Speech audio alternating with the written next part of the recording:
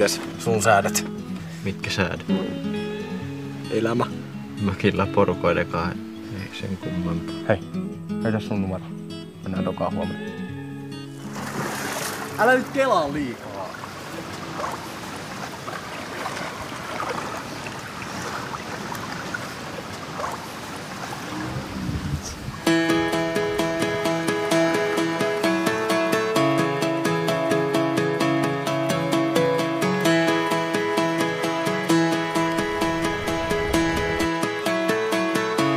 Mulla on semmonen idea, että mä pitäisin tuhuville. Et hän halua mitään lukiolaista.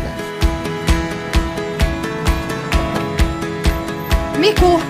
Joo, tuo piha on ihan pommin jäljiltä ja sit siinä on joku outo pakettiauto siinä pihassa.